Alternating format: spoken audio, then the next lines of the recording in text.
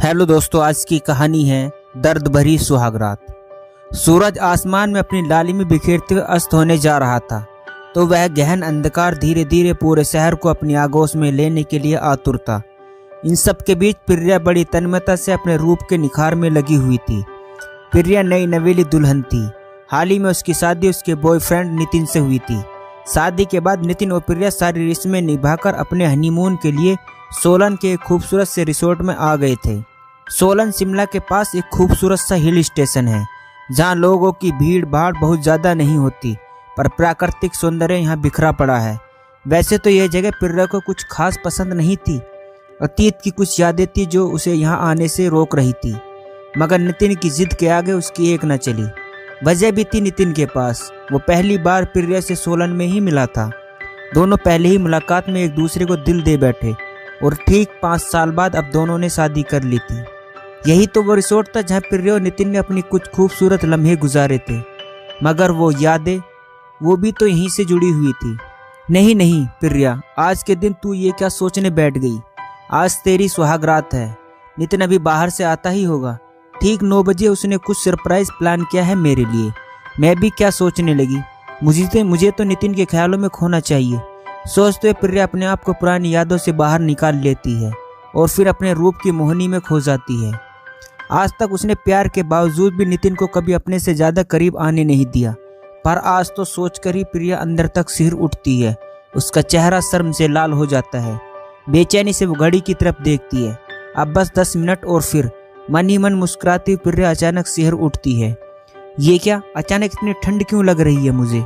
अरे मेरे हाथ के तो रुएं भी खड़े हो गए हैं। प्रिया चारों ओर नज़र दौड़ाती है तो उस खिड़की का एक पल्ला खुला हुआ सा दिखता है। तो यहाँ से ठंडक आ रही है। प्रिया उठकर खिड़की तक जाती है और उसे बंद करती है। रात गहराने लगी थी और बाहर एक अजीब सा सन्नाटा छाया हुआ था। न जाने क्यों उसे कुछ अच्छा नहीं लग रहा था। वो पर्दा डालकर जैसे ही पलटती है, उसके डर से उसकी घुटी हुई चीखें निकल जाती है। नितिन ठीक उसके सामने खड़ा हुआ था और गहरी आंखों से उसे देख रहा था। प्रिया हड़बड़ाकर, नितिन तुम यहाँ कैसे आए? नितिन, मुझे तो आना ही था जाने मन। तुम किसी और को एक्सेप्ट कर रही थी क्या? प्रिया, नहीं, मतलब तुम अंदर कैसे आए? दरवाजा तो बंद था। नितिन, डार्लिंग आपको सरप्राइज देने के लिए मैंने एक और चाबी रिसेप्शन से ले ली थी। प्रिया, ओ लेकिन। नितिन प्रिया करीब आते हुए, नहीं कुछ नहीं, आज मेरा दिन आंखें मारते हुए। मेरी रात है, आज तुम कुछ नहीं बोलोगी। प्रिया शर्माकर अपने आप में ही सिकुड़ जाती है।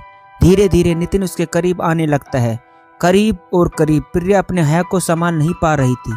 शर्माकर उसने अपनी आंखें बंद कर ली थी। तभी उसे अपने होठों पर प्यार का पहला एहसास हुआ, पहली चुवन। उफ! प्रिया तो मोम सी पिघल ही जाती कि तभी उसके होठों पर बर्फ की चादर सी जम गई। ठंड की एक लहर भीतर तक उसे जमा गई। तड़प कर उसने आंखें खोली और नितिन को जोर से धक्का दिया। प्रिया आंखें फाड़े नितिन को देख रही थी। वही नितिन उसे देखकर अजीब सी हंसी हंस रहा था। प्रिया कांपते हुए, नितिन ये सब क्या? तुम्हारे होठ इतने ठंडे कैसे हैं? मेरी तो कपकपी ही नहीं जा रही है। नितिन, तो आओ तुम्हें अपने प्यार से गर्माहट दे दूं। प्रिया को नितिन का व्यवहार कुछ बदला हुआ सा लग रहा था, पर फिर भी वो कुछ ज़्यादा नहीं बोली, क्योंकि नितिन ने पहले ही साफ कह दिया था कि पहली रात को तुम मुझे रोकना मत। फिर भी न जाने क्यों प्रिया नितिन की नज़दीकियों से घबरा रही थी। तभी नितिन ने सारी लाइटें बंद कर दी। अब कमरे में मध्यम रोशनी थी, लाल रंग की रोशनी। प्रिया का जोड़ा भी लाल, नितिन की शर्ट भी, बेडशीट भी, वहाँ सजे हुए फूल भी, यहाँ तक कि केक भी लाल ही था, जिस पर बड़ी ही सुंदर सी गुड़िया बनी हुई थी, और उसने भी लाल ड्रेस ही पहनी हुई थी। वैसे तो लाल रंग रोमांस का होता है, पर यहाँ कुछ अजीब सा लग रहा था, बहवा सा। प्रिया देख सब कुछ रही थी, पर न जाने क्यों खुश नहीं हो पा रही थी। तभी नितिन ने उसका हाथ पकड़ा। वो एकदम से सिहर गई। नितिन की पकड़ इतनी मजबूत थी कि प्रिया को अपने हाथों पर उसकी पकड़ के निशान तक महसूस हो गए। नितिन ने उसके हाथ में चाकू पकड़ा दिया। दोनों ने मिलकर केक काटा, उसके बाद एक दूसरे को खिलाया। प्रिया उठकर केक की प्लेट हटाने लगी। अभी वो पलटी ही थी कि कुछ अजीब सी आवाज़ आई। वो पलटी तो उसने देखा नितिन केक पर बनी हुई गुड़िया को काट कर खा रहा था। हालांकि वो केक की डोल थी, पर वो जिस तरीके से उसे खा रहा था, प्रिया देखकर घबरा गई। नितिन को उस पर नजर पड़ी तो हंसते हुए बोला, क्या हुआ? आज तुम्हें भी तो ऐसे ही काट कर खाऊंगा। प्रिया 2 कदम पीछे हट गई, पर नितिन ने बड़ी सी स्माइल देते हुए उसे अपनी ओर खींच लिया। बैलेंस बिगड़ने की वजह से वो नितिन के ऊपर गिर पड़ी। वैसे तो ये पल रोमांटिक होना चाहिए था, लेकिन प्रिया के लिए किसी सदमे से कम नहीं था। वो सिर्फ बर्फ की सिल्ली पर गिर पड़ी थी। जितनी तेजी से वो गिरी उससे दुगनी रफ्तार से उसने उठने की कोशिश करी, लेकिन नितिन की पकड़ मजबूत थी कि वो जकड़ कर रह गई। इधर नितिन ने उसे गोद में उठाया और ले जाकर बिस्तर पर लिटा दिया। अब तक प्रिया ठंड से इतना कांप चुकी थी कि उसकी बोलती ही बंद हो गई थी। धीरे धीरे नितिन उसके करीब आता गया। उसकी बर्फीली सी उंगलियां प्रिया के पूरे शरीर पर रेंगते उसके भीतर तक सिहरने को मजबूर कर रही थी। अब तक वो भी बर्फ की सिल्ली जैसे जम चुकी थी। उसकी पहली रात का खुमार बर्फ की सिल्लियों के नीचे ठुठुर चुका था। कोई इतना भी ठंडा कैसे हो सकता है कि दूसरे की गर्मी उसे पिघला ही नहीं सके। आखिर हाथ कांपते हुए पहले मिलन का असर ऐसा था कि प्रिया ठंड के मारे हिल ही नहीं पा रही थी। उसकी आंखें बंद थी और जबड़े ठंडे से कसे हुए थे। वो कुछ बोलने समझने की स्थिति में नहीं थी। तभी नितिन उसके कान में धीरे से फुसफुसाया, मैंने कहा था ना कि सुहागरात तुम्हारे साथ मैं ही मनाऊंगा। सिर्फ मैं तुम्हें वही लौटाना चाहता था जो तुमने मुझे दिया था, प्यार, सिर्फ प्यार। इतना सुनते ही प्रिया ठंड से बेहोशी की स्थिति में चली गई। बहुत देर के बाद खिड़की की ओर से गुनगुनी सी धूप की गर्माहट पाकर प्रिया की आंख खुली और उसका शरीर का रोया रोया दुख रहा था। वो याद करने की कोशिश कर रही थी आखिर उसके साथ हुआ क्या। अभी वो कुछ सोचती समझती कि तभी जोर जोर से दरवाजे पीटने लगा। प्रिया ने देखा नितिन तो बिस्तर पर नहीं था। बामुश्किल उसने दरवाजा खोला था कि नितिन का हड़बड़ाया हुआ सा सामने खड़ा था। साथ ही में पुलिस भी है। वो बड़ी ही अस्त व्यस्त सा लग रहा था। प्रिया ने सोचा कि क्या ये इसी हालत में बाहर गया था, लेकिन क्यों? पुलिस वालों के साथ होटल स्टाफ भी था जो प्रिया को विचित्र नजरों से घूर रहे थे। होटल का मैनेजर बोला, मैडम अगर आपका पति रात भर रूम का बाहर नहीं आया तो आप हमें बता सकती थी, हम लोग इन्हें ढूंढ लेते, कम से कम इनकी ये हालत तो नहीं होती। प्रिया असमंजस में थी। रात भर तो नितिन उसके साथ ही था, तो ये लोग ऐसा क्यों कह रहे हैं? पर अपनी समाई में उससे कुछ बोला ही नहीं गया। वो लोग उसे नितिन के साथ छोड़कर चले गए। प्रिया नितिन को लेकर अंदर आई। अभी वो स्थिति समझने की कोशिश कर रही थी कि नितिन उसका हाथ पकड़कर रोने लगा। बोला, मुझे माफ़ कर दो प्रिया, मैं तुम्हारी सुहागरात खराब कर दी। मैं फंस गया था, मैंने बहुत कोशिश करी पर मैं वहाँ से निकल ही नहीं पाया। सॉरी प्रिया, मैं समझ सकूँ मेरे बिना तुम्हारी रात कैसी बीती होगी, पर मैं कुछ नहीं कर पाया, कुछ नहीं। प्रिया यह सुनकर सुन हो गई। अगर नितिन को रात कमरे में नहीं आया तो फिर नितिन जैसा दिखने वाला वह कौन आ गया था? और वो तो उसके साथ सोचकर ही कांप गई प्रिया। उसकी सुहागरात तो हो चुकी थी, बर्फीली सुहागरात, एहसास परे एक निर्जीव निष्प्राण सा मिलन, मगर किसके साथ?